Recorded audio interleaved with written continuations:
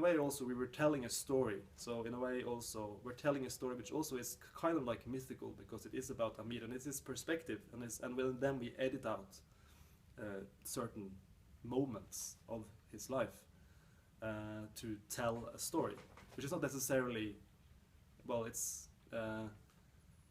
is true, but it's not necessarily all of it, you know, actually factually true, but yet it is true to what we are telling.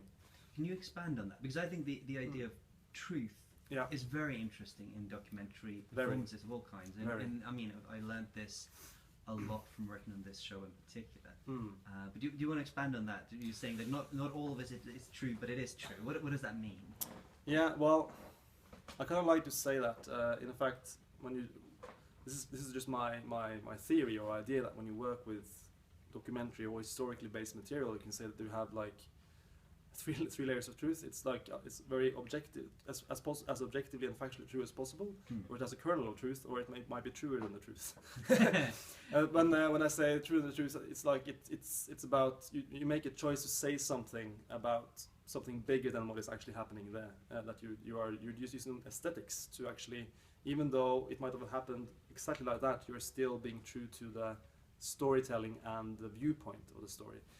But we also, one thing is the changes you make for the sake of the story, so that actually, because if you,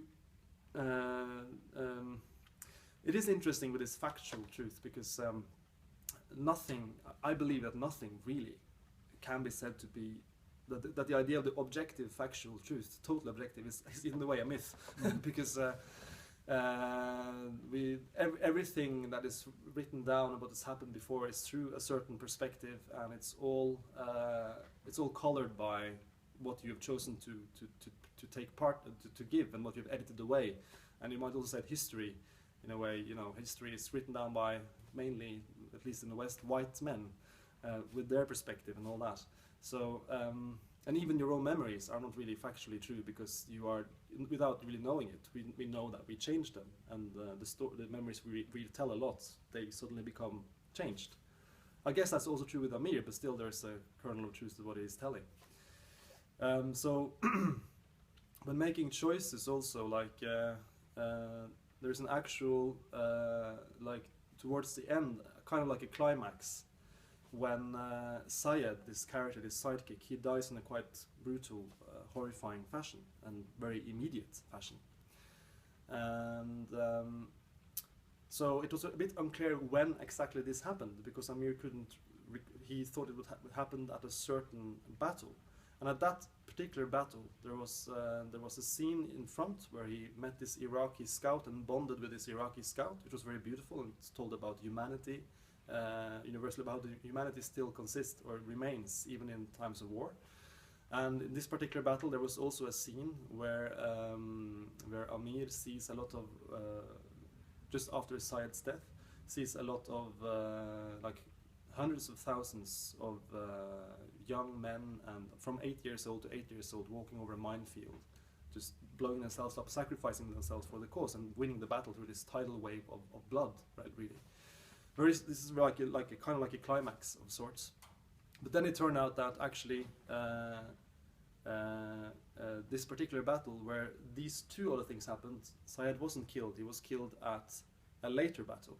But this battle was actually the retaking of his hometown. So in a way, it was more. It became even more poetic. But to make not to make it too confusing to the audience, you choose to take those two elements, which are quite important, and put them here instead.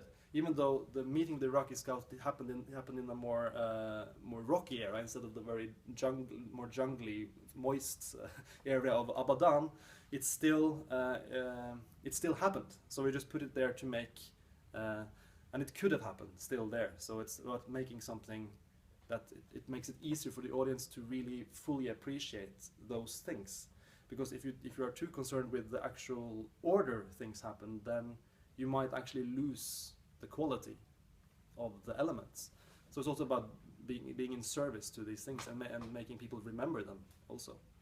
And so basically using dramaturgy and narrative and you do that in historical films a lot, of course, also to increase And then there's the question, of course, how much liberties do you take? And I think it's important to, when you do take liberties, that you are aware why you do them, and you know, and you have the knowledge to be able to make a conscious choice as to why you do it. But in that case, it made more sense to put those three together at the same place, even though there was a time lapse.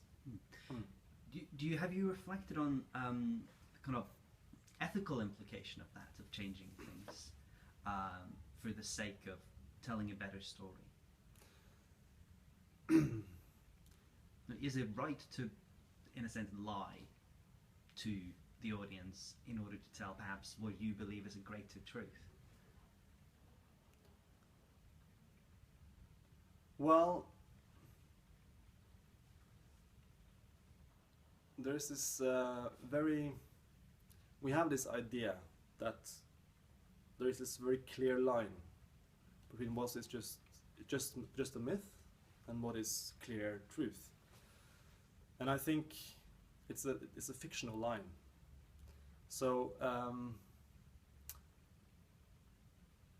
I don't see it as lying. I see it as by being too concerned with trying to make everything happen as it happened, you will,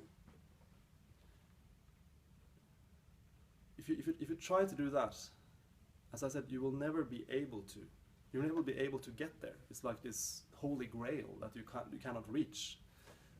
So in a sense, I mean, all of the things that we are telling about did happen.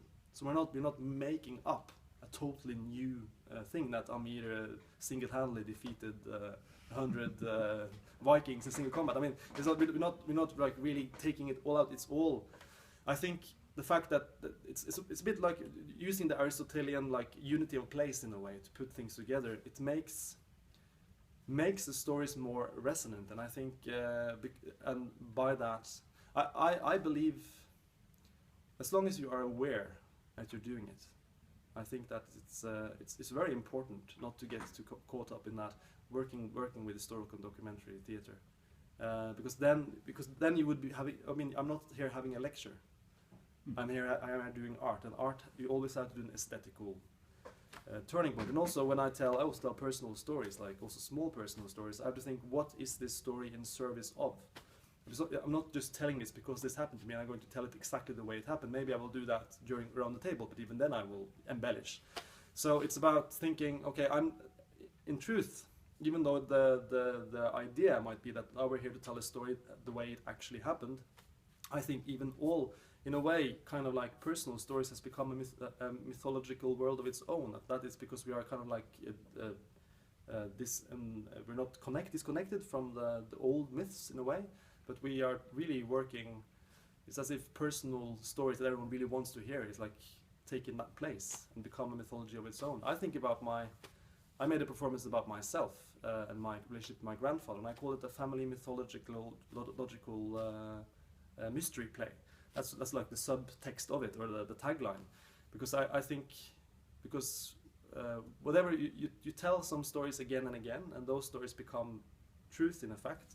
But in a way, they're also, they're somehow I think that maybe history itself is nothing more than crystallized myth, that you are been retelling a version of the story so long that it become kind of like fact. But it is a viewpoint. It is something we live by. It's like the idea that the old scientific ideal that we are only consist of impenetrable atoms, which are isolated. It's also a story that's now changing with quantum physics. But I think this kind of idea is like a mythological construct that informs the way we relate with the world. That's on a more bigger level, of course. But